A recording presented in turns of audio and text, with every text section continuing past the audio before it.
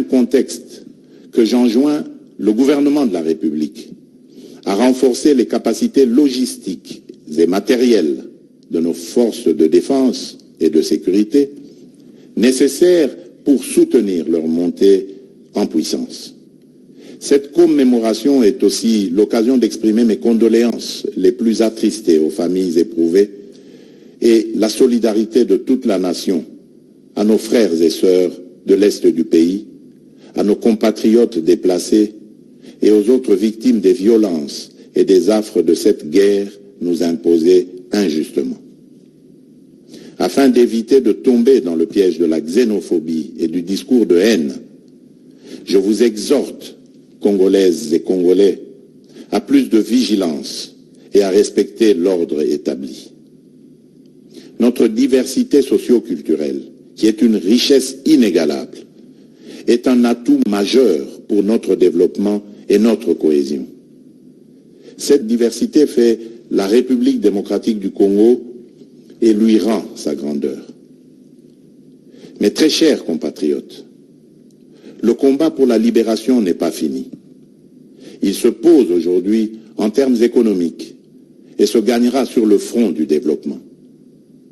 62 ans après la proclamation solennelle de notre indépendance, nous avons franchi une étape symbolique de l'histoire de notre pays pour engager un nouveau combat, celui de promouvoir une croissance inclusive pour lutter contre la pauvreté et les inégalités sociales.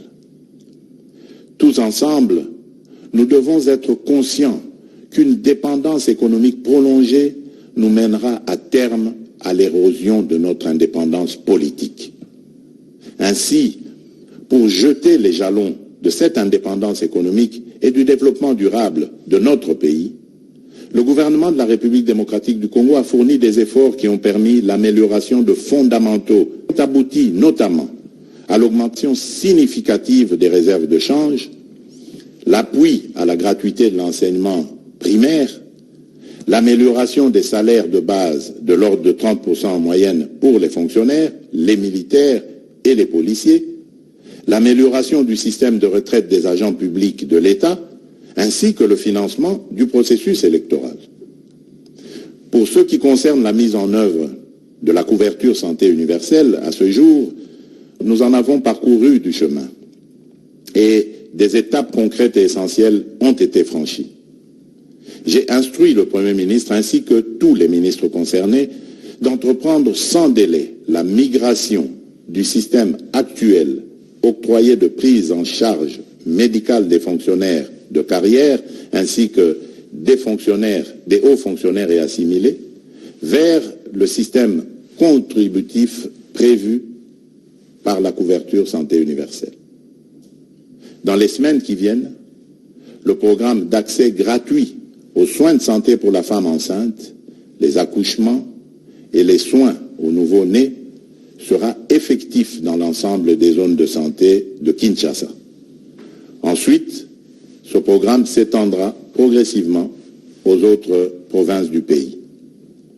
Sous mon impulsion, le pays s'est lancé dans un ambitieux programme de réformes économiques.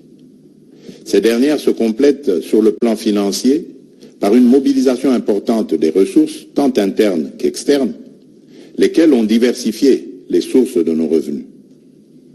Il en va de même des efforts consentis pour améliorer le climat des affaires, renforcer la lutte contre la corruption, le blanchiment des capitaux et le financement du terrorisme, tout ceci en vue d'attirer des investissements étrangers. Cependant, il reste encore des défis considérables à moyen et long terme. Mes très chers compatriotes, cette date mémorable du 30 juin nous interpelle tous à l'unité.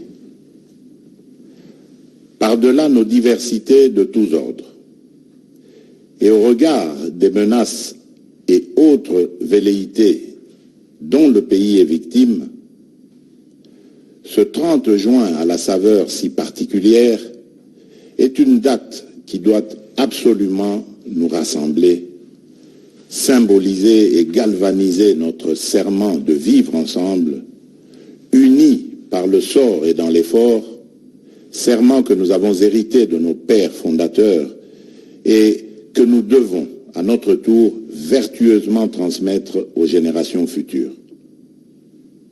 En restant sur la voie de la sagesse héritée de nos pères fondateurs, continuons à bâtir notre grand et beau pays, la République démocratique du Congo, cette belle terre hospitalière et bienveillante qui fait battre continuellement la chamade à nos cœurs, pour ainsi dire, forte à notre existence collective, pour ainsi dire, forte à notre existence collective, à notre destin commun et à notre unité nationale.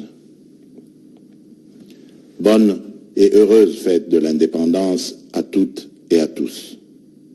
Que vive le peuple congolais, que Dieu bénisse abondamment la République démocratique du Congo. Je vous remercie.